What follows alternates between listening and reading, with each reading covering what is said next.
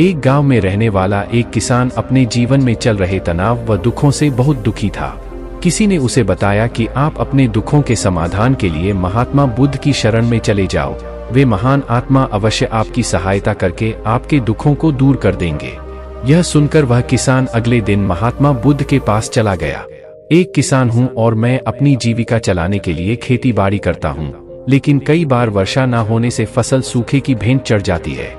किसान ने आगे कहा कि मैं एक विवाहित पुरुष हूँ, मेरी पत्नी मेरा ख्याल रखती है और मैं उससे बहुत प्रेम करता हूँ, लेकिन कभी कभी वह मुझे परेशान करती है, जिससे मुझे लगता है कि मैं उससे अब ऊब चुका हूँ और वह मेरे जीवन में ना होती तो कितना अच्छा होता। भगवान बुद्ध उस किसान की बातों को ध्यानपूर्वक सुनते रहे। किसान ने आगे बताया कि मेरे बच्चे भी हैं और वे बहुत अच्छे हैं, लेकिन कभी कभी जब वह मेरा कहना नहीं मानते तो उस समय मुझे क्रोध आता है और सोचने लग जाता हूँ कि जैसे यह मेरे बच्चे हो ही ना। किसान लगातार अपने दुखों को बुद्ध से बताता गया, लेकिन महात्मा बुद्ध ने बीच में एक शब्द भी नहीं बोला। अंत में जब किसान के पास कोई समस्या नहीं रही तो वह चुप हो गया और मन हल्का करके बुद्ध के जवाब की प्रतीक्षा करने लगा। लेकिन गौतम बुद्धा चुपचाप रहे और किसान अब बस उनके जवाब का इंतजार करता रहा। अंत में जब किसान का सब्र फूटा तो ऊंची आवाज में उसने भगवान बुद्ध से कहा, क्या आप मेरी समस्याओं का समाधान नहीं करेंगे? मैं तुम्हारी किसी भी प्रकार की कोई सहायता नहीं कर सकता, बुद्ध ने उत्तर दिया। किसान को यह सुनकर तो कुछ देर खुद के कानों पर यकीन नहीं हुआ। ये आप क्या कह रहे हैं? लोगों ने कहा कि आप सभी के दुखों का समाधान करते हैं, तो क्या आप मेरे दुखों का निवारण नहीं करेंगे? बुद्ध ने कहा, सभी के जीवन में कठिनाइयां होती हैं। तुम्हारे जीवन में ऐसी कोई कठिनाइयां नहीं है जिनका मैं समाधान करूं।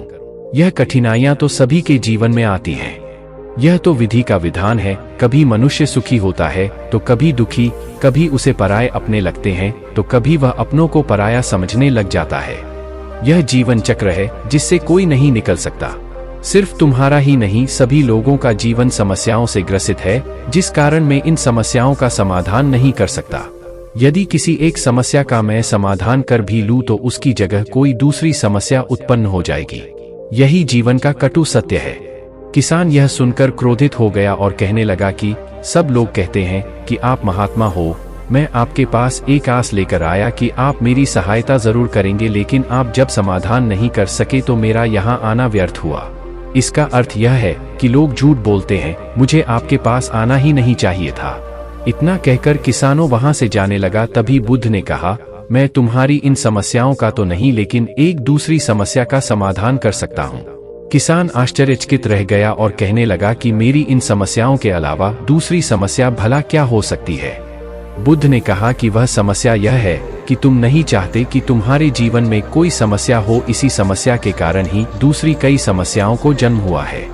तुम इस बात को स्वीकार कर लो कि सिर्फ मेरा ही नहीं अपितु संसार में सभी का जीवन दुखों से भरा पड़ा है। तुम अपने आसपास तो देखो, क्या वह लोग तुमसे कम दुखी हैं? तुम्हें अपना दुख बड़ा लगता है और जो लोग तुम्हारे आसपास हैं उनको अपना दुख।